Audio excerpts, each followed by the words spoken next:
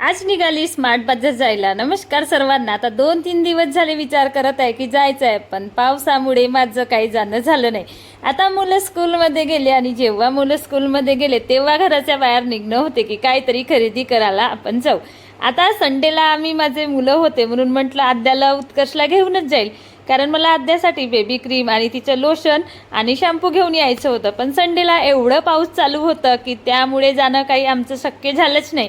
आता मंडेला मुलांची स्कूलच होती आणि आज सुद्धा मुलांची स्कूल आहे, म्हणून म्हटलं चला आता संडेची वाट आपण पुढल्या संडेची वाट न बघता आपण आजच जाऊ। आता मी निघाली घरून, पाऊस तर थोडं रिमझिम चालू होतं। म्हटलं काही नाही होत, आपण छत्री घेऊन जाऊ, पण जाऊच। आता माझ्याकडे कडधान्य नव्हते, म्हणजे राजमा आणायचा होता, मोठा चणा, छोटा चणा, व्हाईटवाली ती छोटी चनुली घेऊन यायची होती आणि आपल्याला वटाणे सुद्धा घेऊन यायचे होते। आता इकडे स्मार्ट बाजारला जायच्या आधी उत्कर्षनं आद्याला मी ट्युशनला सोडून द्यायचं होतं। आद्याचं इकडं स्कूलमधून आल्यानंतर जेवण केली आणि मग मी पोहोचली स्मार्ट बाजारला। आता मला जेवढं काही खरेदी करून घ्यायची होती ते खरेदी केली आणि मी घरी आली, कारण मला फक्त मुलांसाठी आणि कडधान्य असेच काही घेऊन यायचं होतं। आणि तिकडूनच मी आज आमच्या तुमसरचा मार्केट होता म्हणून मार्केटला मी भाजीचा सुद्धा घ्यायला गेली आणि तिकडून भाजीचा आणि माझं स्मार्ट बाजार सर्व घेऊन आली। आता घरी आल्यानंतर साहेब तर लागले होते भाजीचा साफ करून ठेवायला, पण माझ्या उत्कर्षनी पिशवीमधलं पूर्ण बाहेर सामान काढला। आता मुलांचं असंच राहते, आपण जर मार्केटला गेलो आणि काही घेऊन आलं की मुलं पूर्ण बाहेर काढून ठेवतात। आता आद्याला सूप भरपूर आवडतो आणि मॅगी मसाला कोणत्याही भाजी तिच्या आवडीच्या भाजीमध्ये तर हिच्यासाठी आणली होती। तर उत्कर्ष इकडं म्हणणं चालू होतं की तुझी ती लाडली आहे म्हणून तू तिच्या आवडीच्या घेऊन येते। आता असं कोणाकोणाकडे होते की दोन असले की असं फरक पडते। आता मुलांना वाटते की तिच्या आवडीचं घेऊन येते, पण तसं काही आपल्यामध्ये राहत नाही। आता तिला सूप आवडतात म्हणून तिच्यासाठी घेऊन आली, आता याला दुसरं काही आवडते याच्यासाठी सुद्धा घेऊन येते। पण असो, आता इकडे माझे डब्बे खाली झाले होते म्हणून मी मस्त घासून क्लीन करून ठेवली होती की जेव्हाही किराणा घेऊन येईल तेव्हा मी माझ्या या डब्यांमध्ये पॅक करेल। आता घरी आल्यानंतर उत्कर्षनी पूर्ण सामान काढून ठेवला होता। आता उत्कर्षनी सामान काढला तर मला तो तर ठेवूनच घ्यावं लागेल, म्हणून मग लागली मी माझ्या या कामाला। आता परिपूर्ण सामान याच्यामध्ये काढली आणि फल्लीदाणा आता या दिवसाचा बरोबर काही येत नाही, कारण घेते वेळीच मला थोडासा त्याच्यामध्ये फरक जाणवला, कारण पावसाळा असल्यामुळे। असो, आता सर्व किराणा वगैरे ठेवली, पण आता मुलं स्कूलमधून आले किंवा ट्युशनवरून आले, मम्मा काय बनवली, काय आहे घरी खायला दे। तर घरी चिवडा वगैरे असलं तर मुलं काही तेवढं त्रास देत नाही, असलं तर खाऊन घेतात। आणि माझ्याकडे पोह्याचा चिवडा तेवढा आवडत नाही, पण मुरमुऱ्याचा चिवडा मुलांना भरपूर आवडतो, म्हणून म्हटलं चला। तर मग मी लोटन पोहा मिलला गेली आणि तिथून छान मुरमुरे घेऊन आली 1 kg। आता मुरमुरे आणले होते पण चिवडा करून घ्यायचा होता। सर्वात आधी हिरवी मिरची, सांबार आणि गोड लिंबाचा पत्ता धुवून घेतली आणि एका कापडावरती पुसून घेतली, म्हणजे पाणी याचं निघून जाईल म्हणून।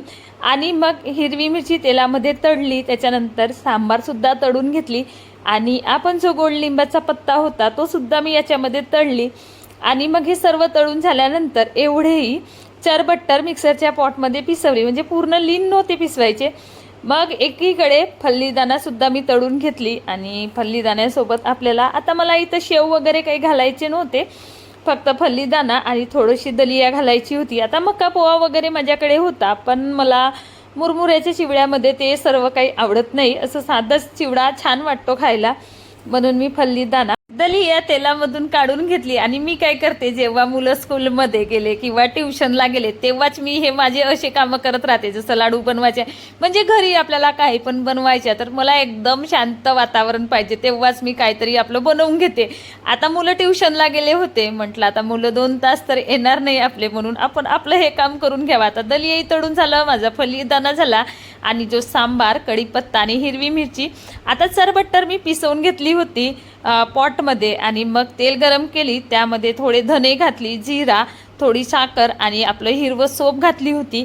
आता याच्यामध्ये जिरा मोहरी घालून छान तडका लावली आणि जे आपण थोडा पेस्ट केला होता चरबट्टरवाला तो याच्यामध्ये घातला आणि मग दलिया, फल्लीदाणा आणि आपलं केलेलं मटेरियल याच्यामध्ये मुरमुऱ्यामध्ये घालून छान मुरमुरे मिक्स करून घेतली आणि हा हिरवी मिरचीचा केलेला आहे तर खायला एकदम छान वाटतो आणि थोडं तिखट घातलं तर आपल्याला दिसायला तेवढं आवडत नाही, म्हणून हिरवी मिरचीचा दिसायला पण छान वाटतो, म्हणून मी ना असं हिरवी मिरचीचाच नेहमी बनवत असते. आता पोहाचा चिवडा बनवला की माझ्याकडे संपत नाही आणि मुरमुऱ्यांचा चिवडा हा जास्त दिवस राहत नाही, म्हणजे मुलं आवडीने खातात. स्कूलमध्ये जायच्या आधी खातात आणि स्कूलमधून आल्यावर तर जेवण करतात, पण ट्युशनवरून आल्यानंतर दोघेही, उत्कर्ष आणि आद्या दोघेही खातात. आणि मी पण नाश्त्याला सकाळी मुलं स्कूलला गेल्यानंतर थोडा चिवडा खाऊन घेते आणि माझे साहेबसुद्धा खातात, म्हणजे आपल्याला नाश्त्याला होते आणि मुलांना काही खाऊशं वाटलं तर मुलांनाही होते. आता माझा चिवडा तर बनवून झाला, पण आज मला भाजीपोळी नव्हती बनवायची. आता कधी कधी आपल्याला कंटाळा येतो ना की आज भाजीपोळी नाही खायचं आहे, तर आपण दुसरं काहीतरी बनवू. आता दुसरं काहीतरी काय बनवू, तर इकडे 1 कटोरी मी गव्हाचं पीठ घेतली आणि 1 कटोरी बेसन घेतली आणि त्यामध्ये 1 कटोरी ज्वारीचं पीठ घातली. आता इकडे तिखट, हळद, नमक आणि जिरं हे सर्व घातली आणि आता याच्यामध्ये मला मॅगी मसाल्याचा 1 पॅकेट घेतली आणि तो सुद्धा मिक्स करून घेतली. आता कणकीचा छान पीठ मळून घेतली, म्हणजे गोळा आपला रेडी झाला. आता इकडे मी डाळ लावली होती कुकरला. आता चना डाळ, मूग डाळ आणि थोडी मसूर डाळ घातली होती.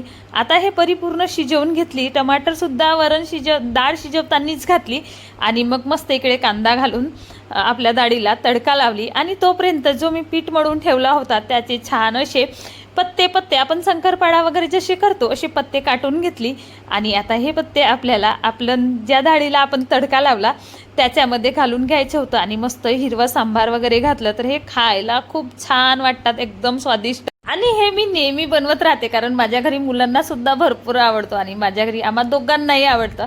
कारण मी काय करते, जेव्हा मला डाळ भात बनवायचा राहतो किंवा एखादी भाजी आपल्याला खाऊ नाही वाटत तेव्हा हे बनवून घेते. आता ही बनली आपली दाल ढोकळी आणि खायला एकदम अप्रतिम वाटते. तुम्ही सुद्धा अशी एकदा बनवून बघा. आणि असा होता माझा आजचा रुटीन. बाय सर्वांना.